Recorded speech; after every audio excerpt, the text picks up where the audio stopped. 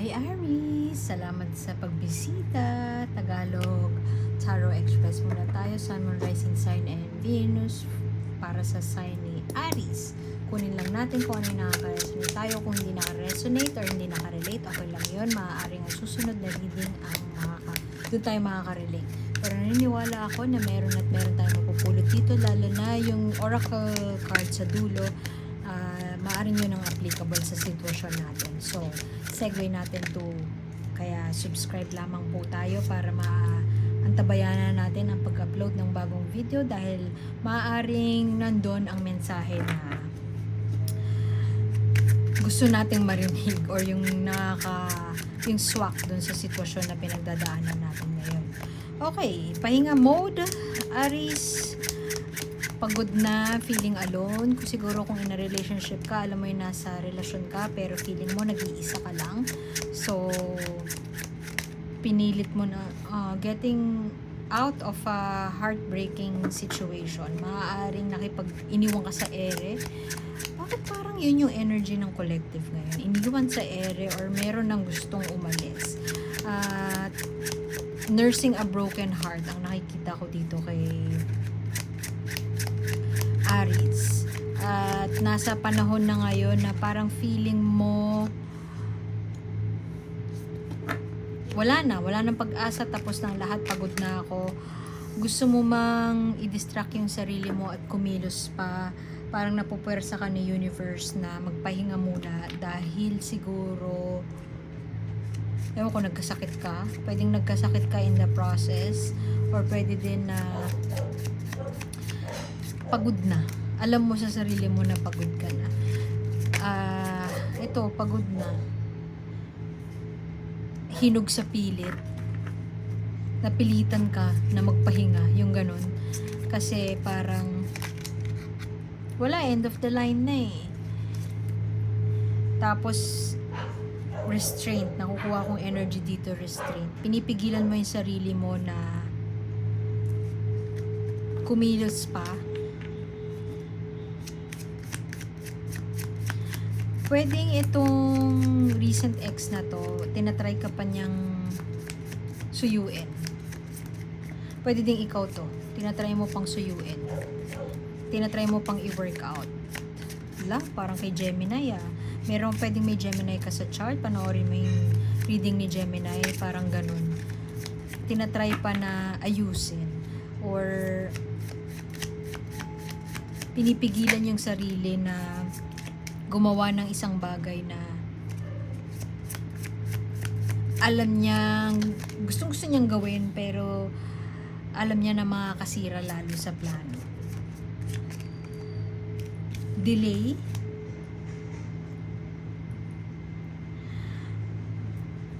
Bakit parang nararamdaman ko na offeran ka man ng bagong pagkakataon, i-reject mo yung offer kasi gusto mong mag-focus dito sa nursing a broken heart phase mo.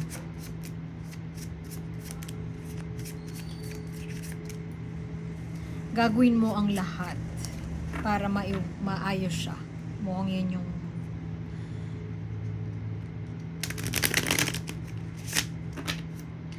sorry Aries, pero ang napipick up ko signs of depression. Hindi ko sinasabi na wala akong karapatan para i-diagnose ka. Pero yun yung social signs ng depression. Alam mo yung pag niyayaya ka ng kaibigan mo, labas kayo, tumatanggi ka kasi sabi mo may gagawin ka, pero totoo iyak ka lang, or pag-iisipan mong mabuti what went wrong, ano pwede kong gawin, yung ganun. Or pwede din naman sumama ka, lumabas kayo, pero nakatulala ka lang, or ayaw mong bumangon, gusto mong matulog lang, pagod ka na pero lumalaban ka pa rin, yung ganun. Pwede din na nagtatago or shutdown mo yung sarili mo sa communication sa mga tao, at hindi ka nagre-respond sa mga messages. So pwedeng ganun. Indecision, maraming options, pero para sa'yo wala kang option. Isa lang ang option mo, kundi ayusin tong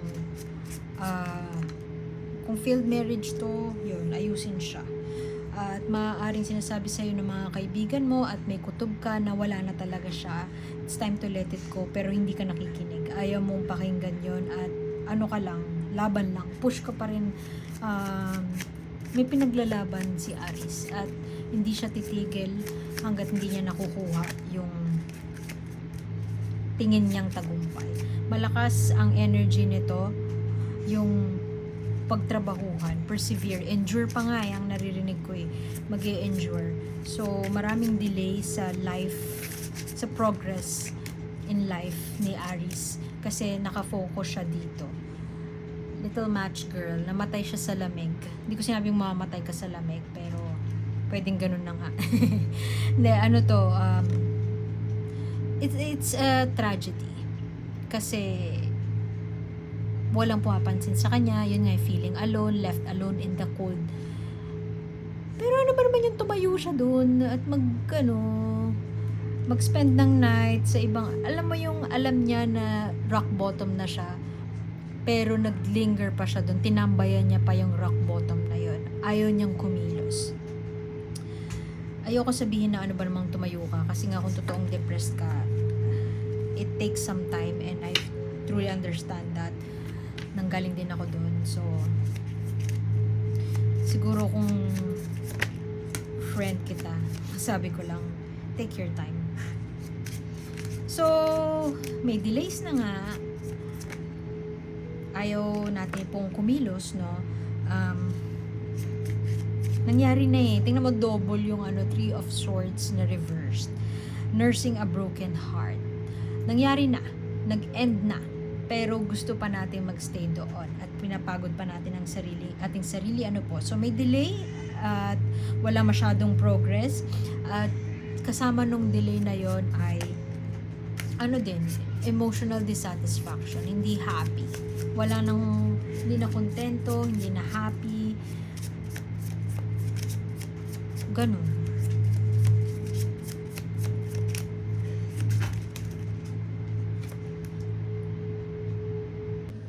Pero yung happiness na yun and contentment, or let's say good vibes,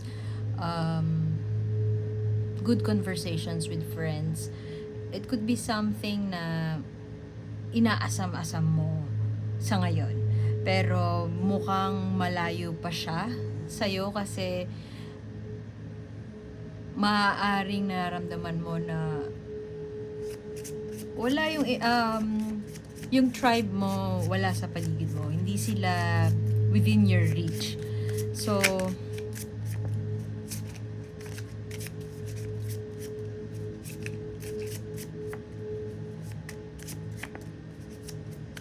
ewan ko, I kind of feel that you're carrying the burden alone. Tingnan mo to. Sobrang kalungkutan. Depression, ganun. And, sa ngayon, hindi mo pa magawa na tignan yung bright side of it. And siguro, kung sabihin sa'yo na mag-focus ka sa positive, maiirita ka lang. Kasi hindi siya nakakatulong. Maaari ding sa maraming options na binibigay sa'yo, maraming choices, lalo kang nalilito. Hindi man narrow down yung choices mo or nahirapan kang i-narrow down yung choices mo.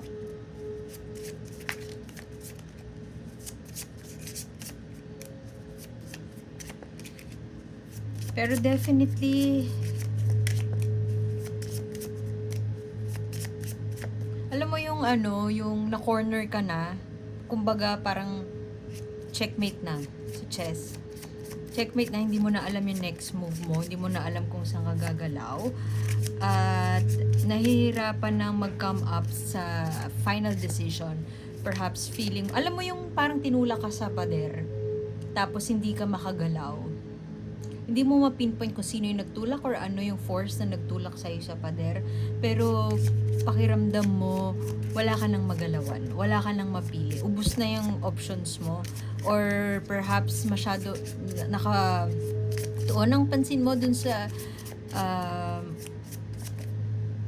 maling pili mo nung nakaraan. Masyadong maraming cards yun. And parang hindi na makagalaw. Pwede rin na ayaw mong kumausap kahit sino.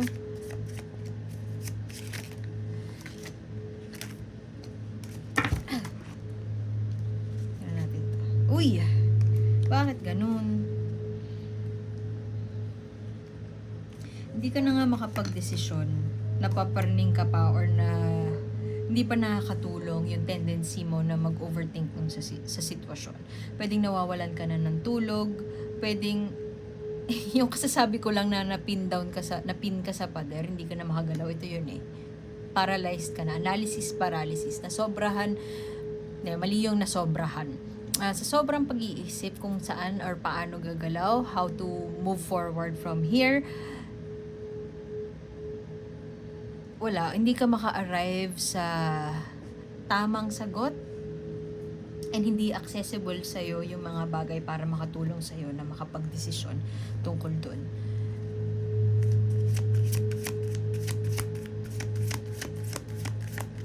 Kumbaga, parang naiwan ka sa ere, tas naiwan ka rin mag-isa para alisin yung sarili mo dun sa ere. Paano yun, di ba? So, parang ikaw, anong gagawin ko? Pwedeng nawawalan ng pag-asa. Nandito ka pa sa space na, alam mo yung crying over spilled milk, may nawala sa'yo. Pwedeng kasalanan mo, pwedeng hindi, it doesn't matter. Pero yung nawala sa'yo, hindi din mawala sa isip mo na may nawala sa'yo. Although lagi itong 5 of Cups, ang point nito is, meron pang 3 cups na nakatayo sa likod mo, hindi mo lang napapansin. Dito ka nakafocus sa tumumba, na tapon na container. Hindi kita masisisi at tingin ko din hindi makakatulong sa'yo na sabihin na tingnan mo yung nasa likuran mo, meron pang nakatayo. Darating ka sa punto na yun at maaaring yung nakatayong 3 cups na yun ay ito, yung support system mo, yung mga kaibigan mo na nandiyan para sa'yo. Kadalasan talaga maraming pagkakataon na alam naman natin na konting reach out lang sa mga kaibigan natin, andyan sila para tumulong sa atin. Pero meron talaga sadyang pagkakataon na hindi natin magawang mag-reach out sa kanila. Alam mo, wala ka ng energy, ubus ka na, pagod ka na, yung utak mo pagod na, yung oras mo, feeling mo pagod na rin, ubus ka na, kumbaga hindi ka na makahinga sa mga nangyayari sa'yo sa paligid mo. Maaari din ito ay sinyales na kailangan mo magpahinga. Kung naka-shutdown ka at ayaw or naka-hibernate ka, ayaw mo magpakita sa mga kaibigan mo, take your time, Aries. Take your time. Nasa rest mode ka at kung kinakailangan mo na magtagal pa, tingin ko, carry lang yan. Kapag na ilagay mo naman yung utak mo sa isang bagay na gusto mong gawin,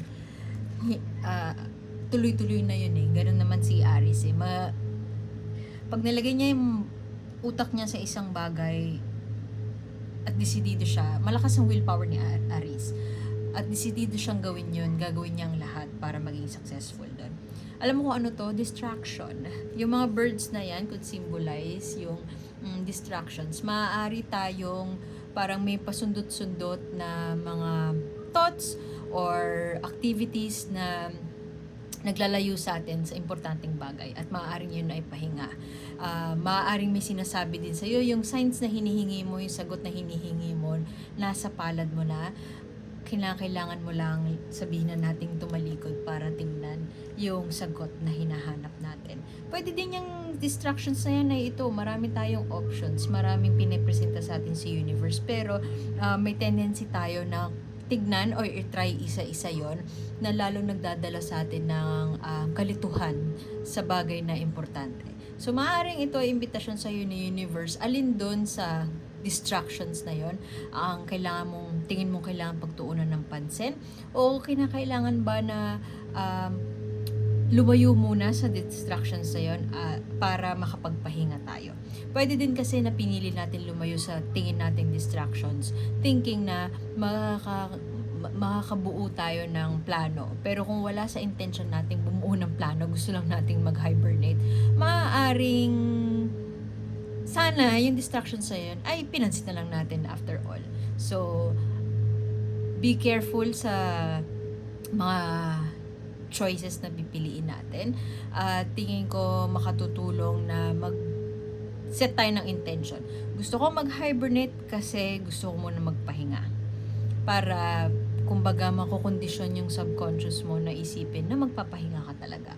As opposed to, gusto ko magpahinga kasi gusto ko lang. Hindi siya intentional. Maaaring hindi mag-make sense sa'yo yung pag-set ng intention, pero suggestion lang, baka lang makatulong. So, ano tingin mo yung mga distractions na yun? Ano yung gusto sabihin sa'yo ng universe with those distractions? At pwede rin na gusto ba natin na pansinin yon? Or kung may papansinin tayo dun, katulad dun na hinawakan niya isang ibon, kung meron kang papansinin dun, ano yung intention, bakit mo pinansin yun? Gusto mo bang, bawa, may nag-reach out sa'yo na kaibigan, alam mo na naka-hibernate mode ka, bakit mo siya pinansin? Ba't mo siya gustong pansinin? Tingin mo ba gusto mo yung company niya, nag-iaya siya sa'yo, gusto mo yung vibe niya, tingin mo makakatulong ba yun sa'yo sa pahinga mode mo, or makatutulong ba yun sa'yo para ma-replenish mo yung energy na nawala mo after this heartbreaking situation. So, iwan ko na yun doon, Ari. Salamat sa pagbisita. Sana makita ko kayo ulit. And my name is A. See you soon. Like, share, and subscribe lang po. And bye-bye!